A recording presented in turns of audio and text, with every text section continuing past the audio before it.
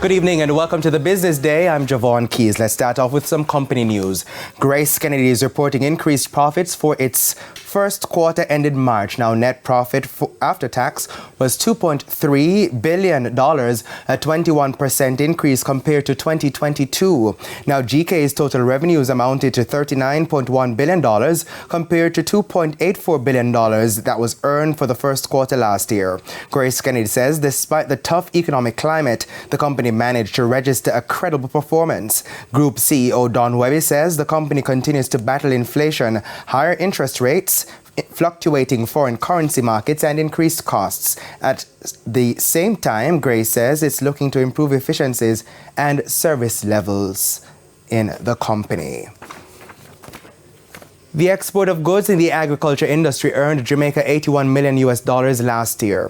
The Statistical Institute of Jamaica Statin says this represents a 1.1% improvement compared to 2021. This was largely due to higher earnings from the export of coffee, other fruits and beverage crops, and other agricultural exports. Coffee exports increased by 19%, earning the country $20.6 million compared to $17.3 million in the prior year. Now, the category other fruits and beverage crops and other agricultural exports increased to $6 million versus $3.2 million in 2021. Some news further afield. China's imports contracted sharply in April, while exports rose at a slower pace.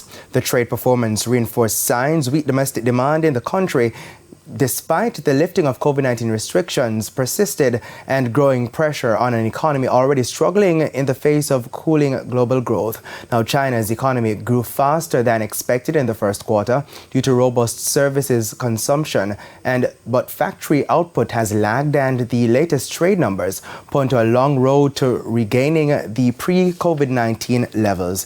Now, according to Chinese customs data, inbound shipments to the world's second largest economy fell 7.9% year-on-year in April, extending the 1.4% drop in March. Exports in April grew 8.5%, easing from 14.8% from an 14.8% surge in March. Of course, China's trade stats are used to gauge global happenings, and it is one of the largest economies in the world.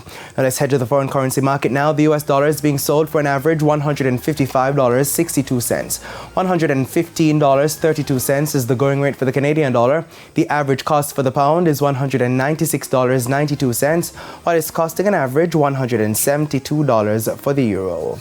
The JSE index lost 84 points today, while the junior market index advanced by 45 points. Among the winners were Jamaica Public Service 7% shares, Iron Rock Insurance, JMB Group 7.5% shares, Caribbean Insurance Brokers, and Paramount Trading. The losers were led by JMB Group 5.75% US dollar cumulative redeemable preference shares, Consolidated Bakeries Jamaica, Stationery and Office Supplies Limited, iCreate, and Guardian Holdings. And that's the Business Day. I'm Javon Keys. Good evening.